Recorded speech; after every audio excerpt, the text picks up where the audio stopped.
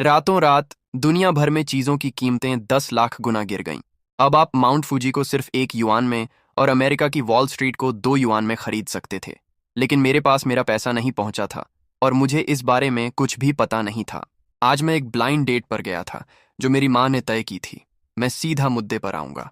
अगर तुम मुझसे शादी करना चाहते हो तो तुम्हारे पास कम से कम 100 स्क्वायर मीटर का घर, एक लग्जरी कार और 50 सेंट्स की दहेज होनी चाहिए। 50 सेंट्स? क्या तुम मजाक कर रहे हो? अगर तुम्हारी औकात नहीं है तो सीधा बोल दो, गरीब कहीं के। लड़की ने तंज कसते हुए कहा। क्या मैंने सही सुना ना? क्या तुम सच में 50 सेंट्स कह रही हो? हाँ, तुमने बिल्कुल सही सुना। दहेज 50 सेंट्स ही होगा। अगर तुम मुझसे शादी करना चाहते हो तो इसमें से 1 सेंट भी कम नहीं होगा। मुझे पता है कि यह रकम बड़ी है, लेकिन मेरे माँ बाप ने मुझे बड़ा करने में बहुत मेहनत की है। अरे बाप रे, क्या सच में 50 सेंट्स की दहेज? कहीं तुम कोई बहुत अमीर इंसान तो नहीं हो? शेनफोंग के मुंह से अचानक निकल गया। तुम क्या बकवास कर रहे हो? अगर तुम नहीं दे सकते तो कोई बात नहीं, चिंता मत करो। मैं तुम्हारा फायदा नहीं उठाऊंगी।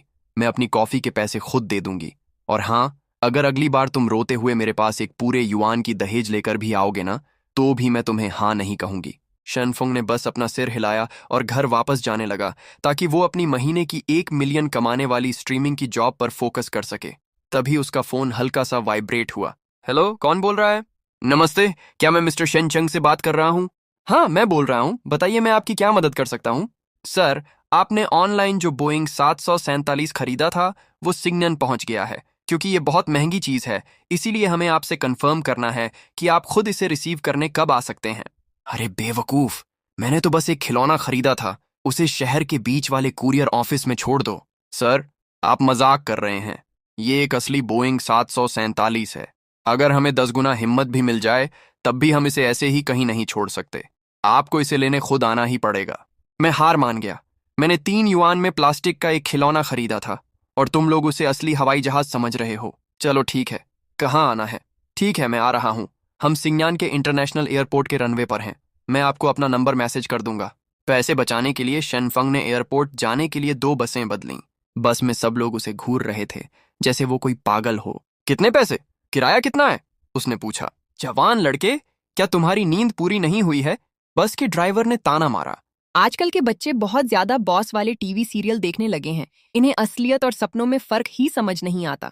हाँ, आजकल के लड़कों में दम कम और दिखावा ज्यादा होता है। बस मुंह खोलकर बड़ी बड़ी बातें करते हैं। लड़के, लॉटरी जीतने के सपने देखना छोड़ दो। टीवी पर जो रातों रात अमीर बनने की बातें दिखाते हैं वो सब झूठ है। 5 युआन तक की बातें भी झूठ होती हैं। बिल्कुल सही। चुपचाप पढ़ाई करो और कोई नौकरी ढूंढ लो। अगर तुम महीने के 2 सेंट्स भी कमा लोगे तो समझो तुम्हारी किस्मत चमक गई। लोगों की बातें सुनकर शेनफोंग पूरी तरह कंफ्यूज हो गया। क्या हो गया है इन लोगों को आज? दहेज के लिए सिर्फ 50 सेंट्स मांग रहे थे और अब बस का किराया बचाने पर मुझे ऐसे घूर रहे हैं जैसे मैंने कोई गुनाह कर दिया हो। शेनफोंग को थोड़ा गुस्सा आने लगा। ये सस्ते कपड़े पहनता है, इसकी पूरी औकात बस कुछ युआन की ही होगी। अगर कोई इसे बेच भी दे तो ज्यादा पैसे नहीं मिलेंगे। तुम हो कौन? शिनजान के अनाथ बच्चे। अगर बस के पैसे नहीं हैं तो जल्दी से नीचे उतरो, एक सूट पहने आदमी ने कहा। यह सुनकर शेनफोंग ने उस आदमी को गुस्से से देखा। क्या तुम बीमार हो? इसमें पूछने वाली क्या बात है? बस का किराया कितना है और बेची से मोमो तक का किराया कितना है? क्या तुम्हारे पास थोड़ा सा भी दिमाग नहीं है? उसके ऐसा कहते ही बस में हंगामा मच गया। अरे देखो इसे, पूछ रहा है कि बस का किराया कितना है। ये 1 युआन है भाई, 10 सेंट्स या 1 सेंट नहीं। लड़के, सपने देखना अच्छी बात है, लेकिन हकीकत को मत भूलो। कहीं तुम्हारा दिमाग तो खराब नहीं हो गया? हाँ, सच में, कुछ युआन। इसकी हालत देखकर तो लगता है कि अगर ये 1 युआन भी निकाल ले तो मैं ये पूरी बस खा जाऊंगा। सबको इस तरह से ताने मारते देख उस सूट वाले आदमी को बहुत मजा आ रहा था। उसे लग रहा था जैसे वो सबसे ऊपर है। टीयूएस के एक बच्चा जिसे अभी दुनियादारी की समझ नहीं है, अपनी औकात भूल गया है। आज मेरी लग्जरी कार सर्विसिंग के लिए गई है, इसलिए मैं बस में सफर कर रहा हूँ। अगर तुम्हारे पास पैसे नहीं हैं तो मुझे अंकल कहो, मैं तुम्हें बस के पैसे दे दूंगा। ये कहता है कि इसकी महीने की कमाई 2.5 सेंट्स है। आसपास के लोग लगातार उसका मजाक उड़ा रहे थे। अरे, आज सबको हो क्या गया है? अचानक शेनफंग को समझ आया, ये जरूर सिस्टम का किया धरा है। बहुत बढ़िया, इस दुनिया के अमीर परिवार मुश्किल से 1 मिलियन कमा पाते हैं। तो फिर क्या मैं अब दुनिया का सबसे अमीर इंसान नहीं बन गया हूँ? हाँ हाँ, वो लड़की जो मेरी ब्लाइंड डेट पर आई थी बहुत खूबसूरत थी। मैं उसके मुंह पर पैसे मारूंगा। हाँ हाँ, वो अपने ही ख्यालों में खो गया और आसपास की दुनिया से पूरी तरह कट गया। लड़के, तुम बस से उतर रहे हो या नहीं? अगर नहीं उतर रहे हो तो बाहर निकलो। मैं बस पूछ रहा था कि किराया कितना है। तुम लोग पागल हो क्या? लड़के, तुम अभी भी कुछ पैसों की बात कर रहे हो? चलो ठीक है, अगर तुम सच में कुछ पैसे निकाल कर दिखा दो तो मैं तुम्हें यहीं अपना बाप मान लूंगा। मंजूर है? शनफुंग ने अपनी जेब से पैसे निकाले। सब लोग हैरान रह गए। शनफुंग ने लापरवाही से 4 सिक्के हवा में उछाले। वो सिक्के वापस उसके हाथ में गिरे, जिससे छन छन की आवाज आई। सबकी आंखें फटी की फटी रह गईं। ये तो सिर्फ एक यूरो है, इसमें इतना हैरान होने वाली क्या बात है? अरे भगवान, ये चमक, ये बनावट, ये सच में एक युआन है।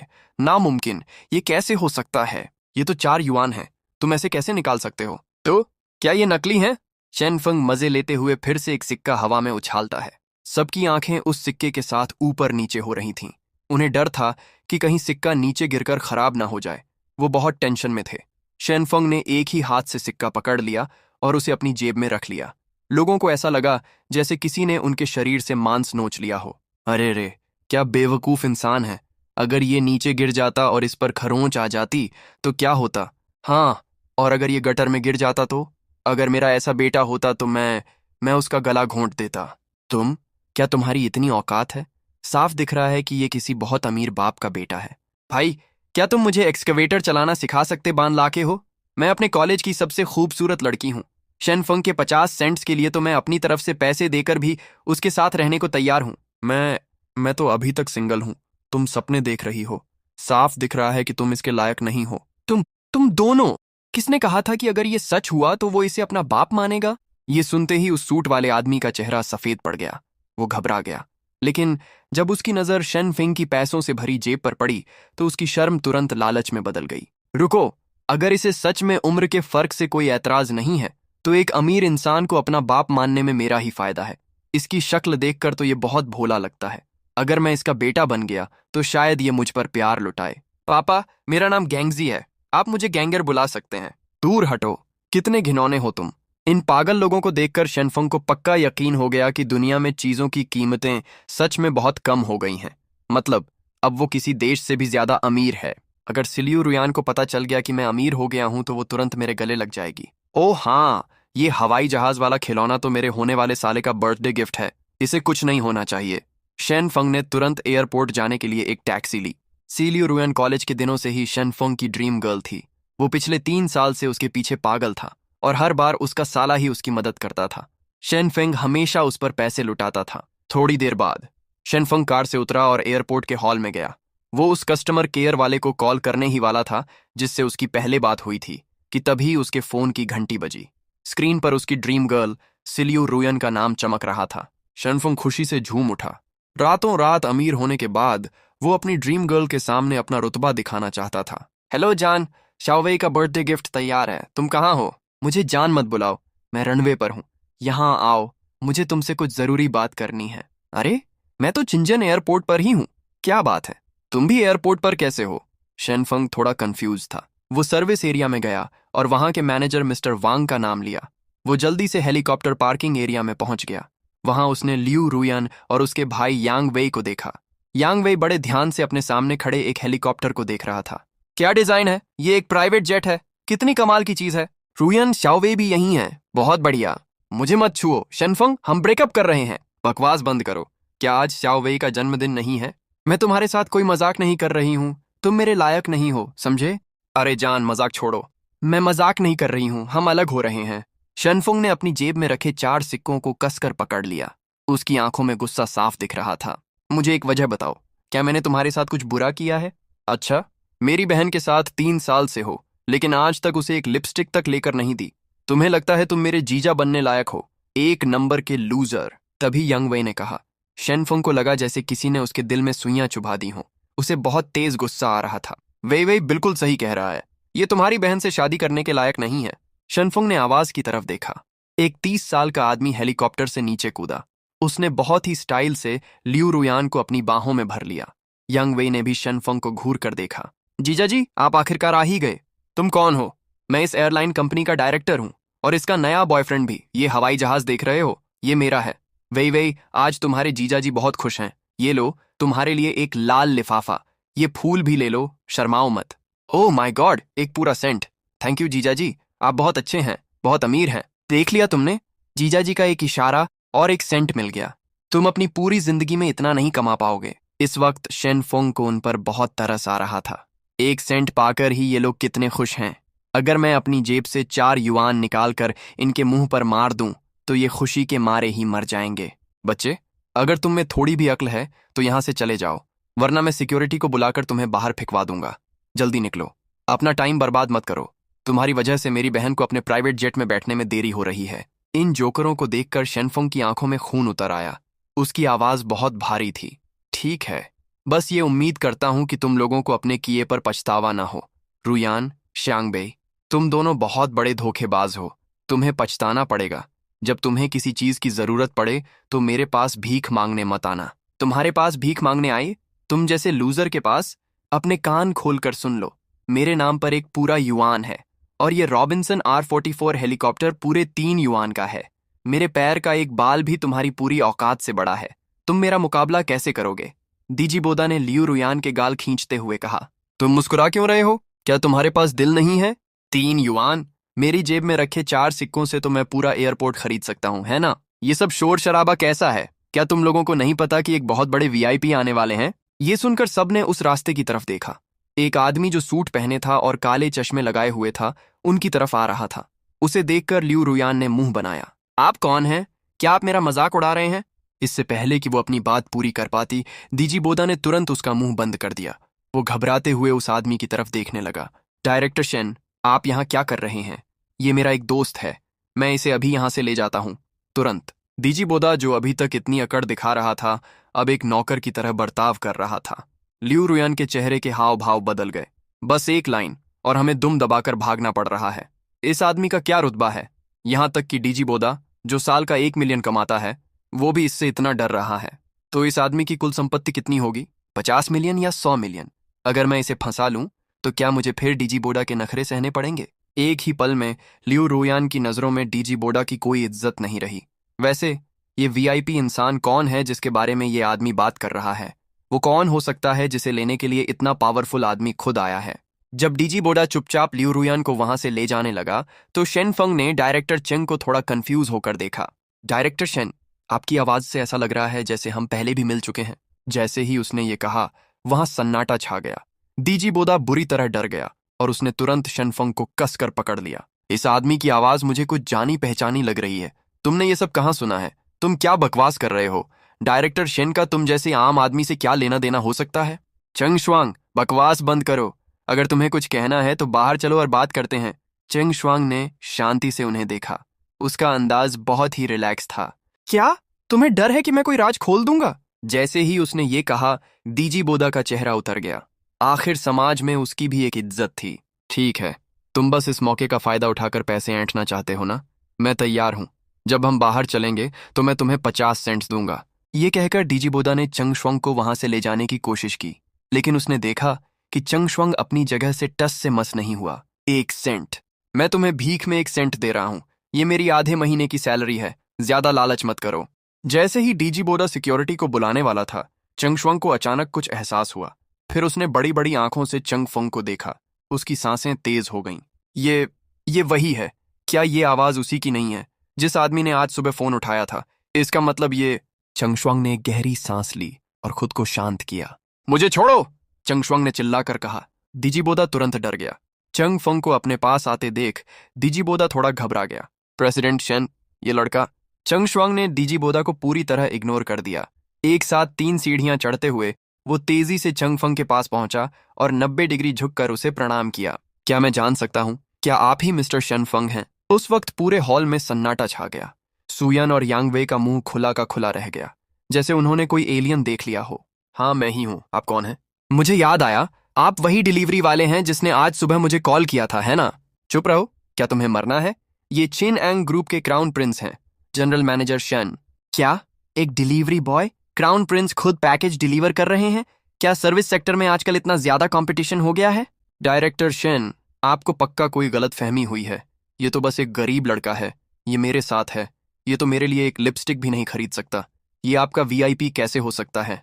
हाँ, इसे जल्दी से बाहर निकालो। कहीं ऐसा ना हो कि डायरेक्टर शेन की नजर इस पर पड़ जाए। इसे कौन हाथ लगाने की हिम्मत करेगा? ये डायरेक्टर शेन है। शेन शुआंग जोर से चिल्लाया। भाई बहन ये सुनकर हैरान रह गए। अपनी आंखें खोलकर देखो, ये बोइंग 747 जो अभी अभी लैंड हुआ है, इसे पूरी तरह से डायरेक्टर शेन फंग ने खरीदा है। सबने उसकी उंगली की दिशा में देखा। वो विशाल हवाई जहाज धूप में चांदी की तरह चमक रहा था। उसके बगल में खड़ा हेलीकॉप्टर किसी खिलौने जैसा लग रहा था। बोइंग 747, ये तो एक बहुत महंगी मशीन है जिसकी कीमत 3,000 युआन है। 3,000 युआन? अगर तुम्हें बेच भी दिया जाए तब भी तुम 7 सेंट के नहीं बिकोगे। ये इसे कैसे खरीद सकता है? जब सब लोग इस झटके से उभरने की कोशिश कर रहे थे, तभी हीरो ने कंफ्यूज होकर अपना सिर खुजलाया। रुको बड़े भाई, आपको कोई गलतफहमी हुई है ना? मैंने तो बस एक प्लेन का मॉडल खरीदा था। मैं इसे अपने होने वाले साले के लिए बर्थडे गिफ्ट के तौर पर तैयार कर रहा था। ये शब्द सुनते ही लियू रुयान को लगा जैसे डूबते को तिनके का सहारा मिल गया हो। वो पल भर में ही एक अमीर इंसान की फैन से वापस एक आम लड़की बन गई। आह, डायरेक्टर शेन, आपने सुना? लियू रुयान को लगा जैसे डूबते को तिनके का सहारा मिल गया हो। वो पल भर में ही एक अमीर इंसान की फैन से वापस एक आम लड़की बन गई। आह, मैंने तो पहले ही कहा था। आह, डायरेक्टर शेन, आपने सुना ना? इसने खुद ही मान लिया है। ये तो बस एक टूटा हुआ मॉडल है। मैं इसके झांसे में आने वाली थी। मिस्टर हीरो, कृपया अपने ऑर्डर की जानकारी दिखाइए। हीरो ने लापरवाही से अपना फोन उसकी तरफ बढ़ा दिया। उस कस्टमर सर्विस वाले ने एक नजर देखी और उसकी आंखें फटी की फटी रह गईं।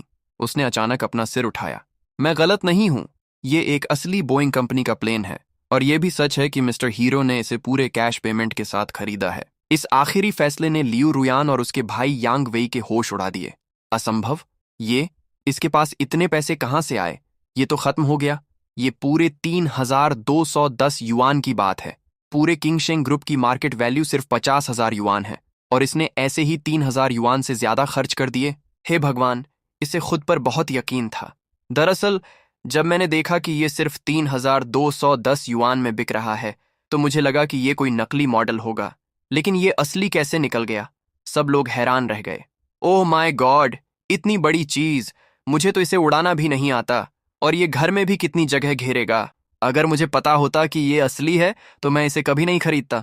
खिलौना ही ज्यादा अच्छा था। ये सुनो जरा, क्या कोई इंसान ऐसी बात कर सकता है? चिबोदा को तो ऐसा लग रहा था जैसे वो मर ही जाए। ये शिकायत कर रहा है कि एक असली हवाई जहाज जगह घेर रहा है। इनके दिमाग का तार कहाँ से जुड़ा है?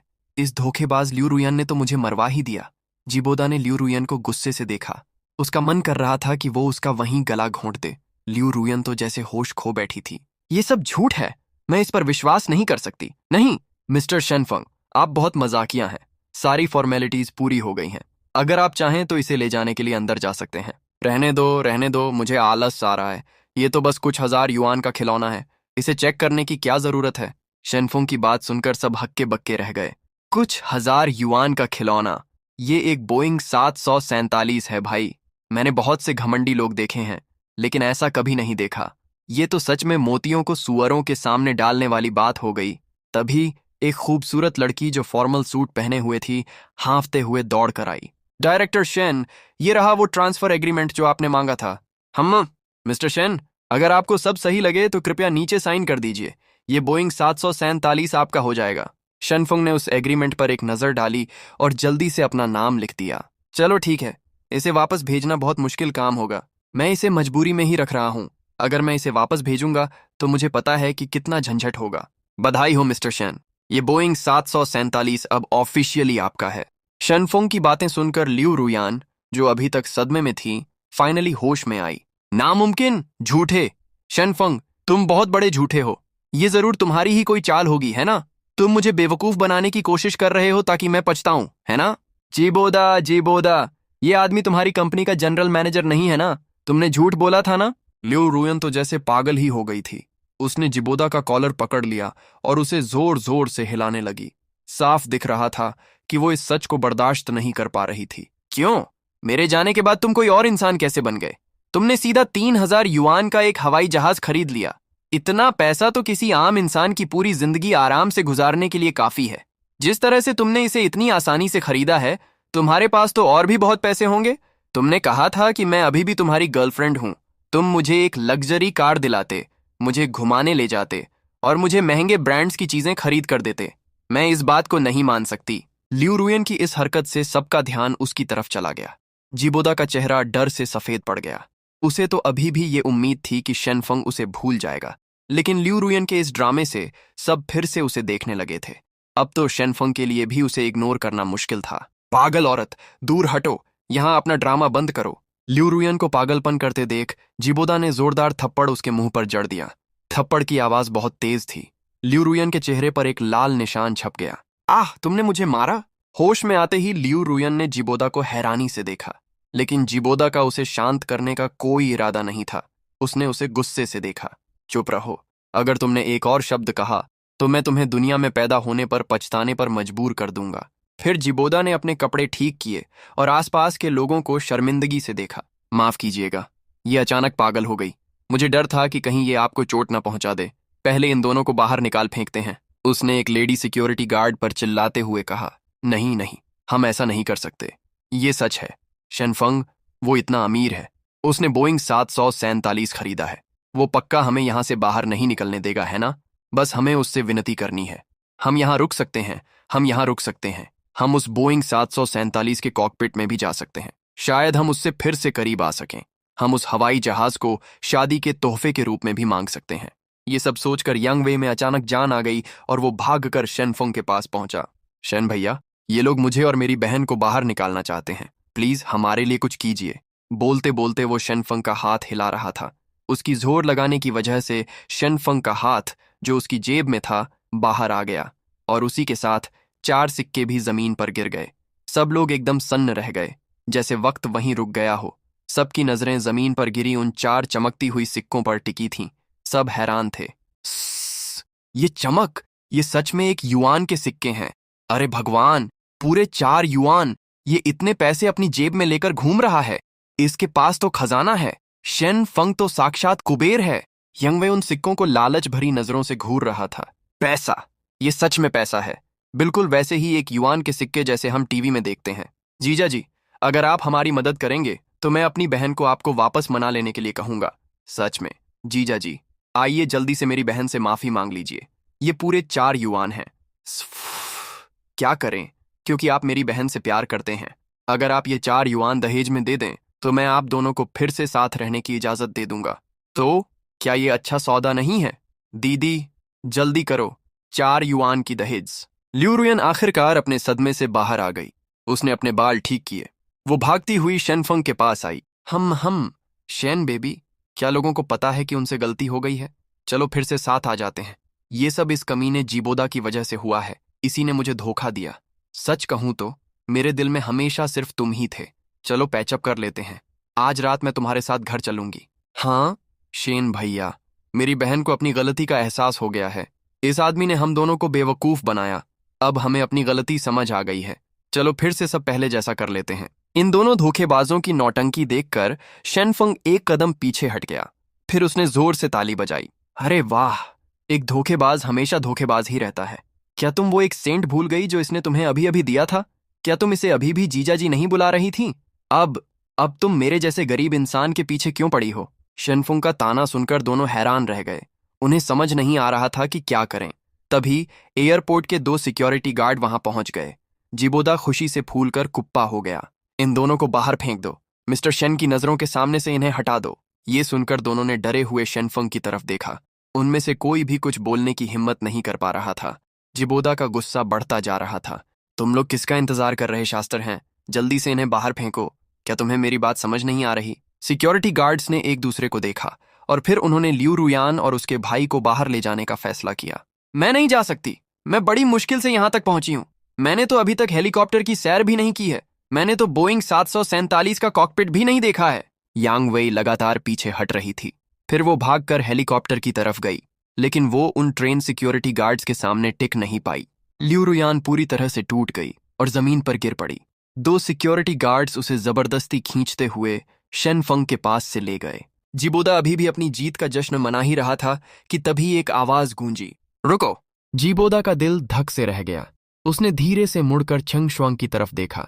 चंगशुआंग जिबोदा को घूर रहा था। यहाँ एक और कचरा है, इसे भी बाहर फेंक देना चाहिए। ये सुनकर जिबोदा पसीने से तरबतर हो गया। उसने जबरदस्ती मुस्कुराते हुए कहा, अरे प्रेसिडेंट शेन, आप मजाक कर रहे हैं, है ना? मैं तो कंपनी का डायरेक्टर हूं। आपका क्या मतलब है? जहां तक मुझे पता है, डायरेक्टर चिन, आप शादीशुदा हैं, है ना? आप कंपनी की इज्जत खराब कर रहे हैं। अब से आपको निकाला जाता है। हाँ, मैं शादीशुदा हूं, लेकिन डायरेक्टर चंग, वो और मैं, बस बहुत हो गया। हमारी एयरलाइन कंपनी बहुत छोटी है। आपके जैसे महान इंसान के लिए यहाँ कोई जगह नहीं है। चलो बाहर निकलो। जिबोदा का चेहरा एकदम से सफेद पड़ गया। चंग शुआंग की इन बातों का सीधा सा मतलब था कि उसकी नौकरी जा चुकी है। उसने बिना कुछ सोचे समझे घुटने टेक दिए। डायरेक्टर चंग, मुझे पता है कि मुझसे गलती हुई है। प्लीज मुझे एक मौका और दे दीजिए। जब उसने देखा कि चंग शुआंग को कोई फर्क नहीं पड़ रहा है, तो जिबोदा ने चंग फंग की तरफ देखा। मिस्टर चेंग, मुझे सच में नहीं पता था कि ये आपका बॉयफ्रेंड है। अगर मुझे पता होता तो चाहे मेरी जान ही क्यों ना चली जाती, मैं आपकी गर्लफ्रेंड को हाथ भी नहीं लगाता। जीबोदा लगातार गिड़गिड़ाता रहा। चंग शुआंग ने चंगफुंग की आंखों में गुस्सा देखा। उसने तुरंत हाथ से इशारा किया, इसे घसीटते हुए बाहर ले जाओ और फेंक दो। जिबोदा को सुअर की तरह चिल्लाते हुए बाहर घसीट लिया गया। फाइनली वहां शांति छा गई। चंगफुंग झुका और उसने आराम से अपने 4 सिक्के उठा लिए। मुझे लगा था कि आप जैसे अमीर लोगों को इतने कम पैसों की कोई परवाह नहीं होगी। तुम्हारे लिए तो एक छोटी सी रकम भी बहुत है ना? ये कहते हुए चंग शुआंग ने हवा में वो चारों सिक्के ऐसे ही उछाल दिए और फिर उन्हें कैच कर लिया। पास ही खड़ी यंग सेक्रेटरी ये सब देखकर हैरान थी। उसका दिल जोरों से धड़क रहा था।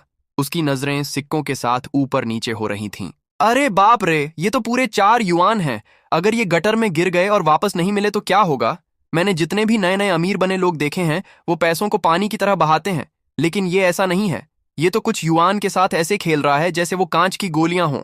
इसका ये रिलैक्स रहने वाला अंदाज कितना शानदार है। क्या ये असली अमीरों वाला एटीट्यूड है? सिंपल और बहुत ही क्लासी, बिल्कुल किसी रॉयल फैमिली के इंसान जैसा। चंग शुआंग भी थोड़ा नर्वस दिख रहा था, लेकिन के जोंगी उस कैजुअल सूट वाली औरत जैसी नहीं थी। उसने बस चंग फंग को घूर कर देखा। गूंगा कहीं का, अभी अभी इसने 3210 युआन का एक हवाई जहाज बिना पलक झपकाए खरीद लिया, और अब ये 4 युआन के लिए कंजूसी कर रहा है। ये सुनकर कैजुअल सूट वाली सेक्रेटरी सन्न रह गई।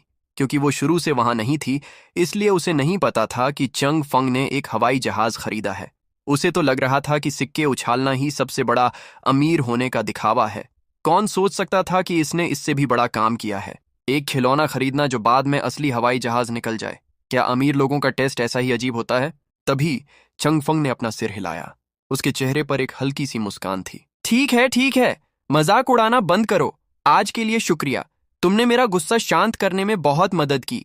बिना किसी मतलब के तो कोई किसी के पास नहीं आता। यंग मास्टर चेंग इतने अच्छे बन रहे हैं तो जरूर इन्हें मुझसे कोई काम होगा। सच बताओ। अरे ये तो बहुत साफ दिख रहा है, बहुत ही साफ।